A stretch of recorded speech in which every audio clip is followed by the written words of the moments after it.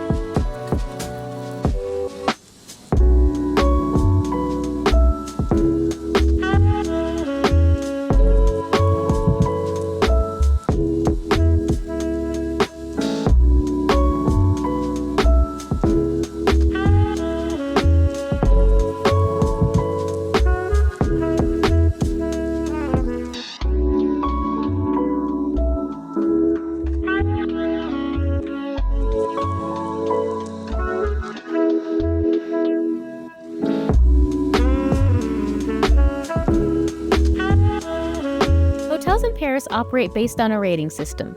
There are 1 to 5 stars plus a new Palace rating. Palace and 5-star accommodations are the top of the top and the best. The star rating tells you what amenities are included. It doesn't really have anything to do with service standards, it's just accommodation standards and amenities like room size, language availability, etc., etc.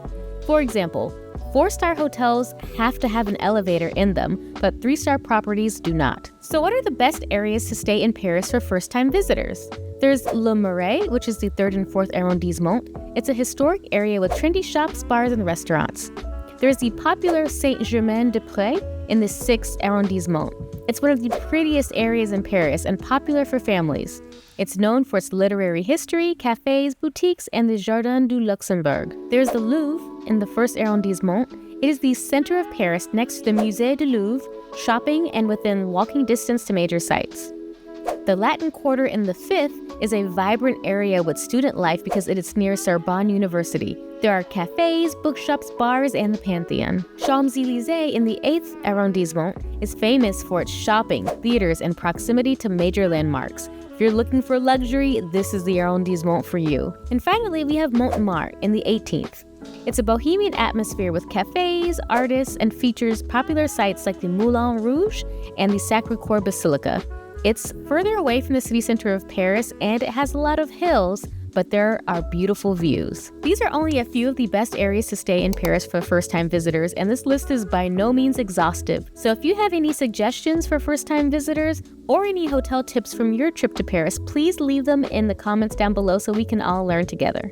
The average cost of a hotel in Paris varies. It depends on the season, the month, and if there are any special events going on. Average prices for a hotel in Paris range from around 221 to 400 plus euros per night and can reach tens of thousands of euros a night for a luxury suite. For more affordable accommodations, check out a hostel for around 30 to 80 euros per night. And yes, you heard me correctly before.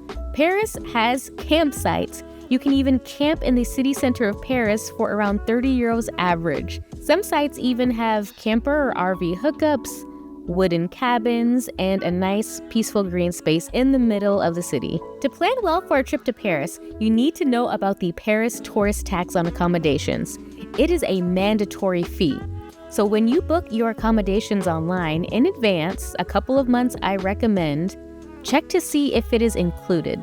Usually, this Paris tourist tax is not included in the price of your accommodations when you book online, so prepare to pay anywhere between 2 to 15 euros per person per night, with kids under 18 being free.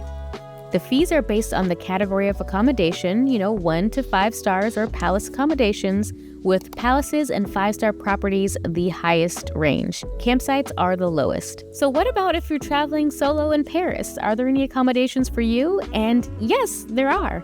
Depending on the accommodation, you might be able to find a solo room in Paris for less than the cost of a standard 2-person room. Solo rooms are small rooms to accommodate a single traveler. Here's a look at my sister's room, the cozy single room at Hôtel Charles V.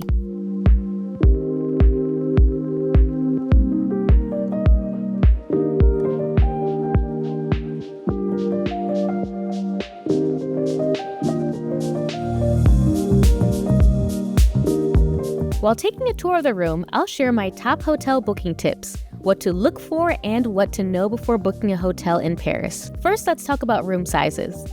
Room sizes in Paris in general are smaller and more compact compared to what's known in the United States. Don't expect a lot of storage or space. It will be just enough but not oversized unless you pay for a suite or an upgrade. And if you're coming as a family, consider an apartment hotel. Let's talk about mattress sizes. While searching for accommodations, you might see a single bed versus double bed. So what does that even mean? Single beds are like a United States twin-size bed or even a twin extra long.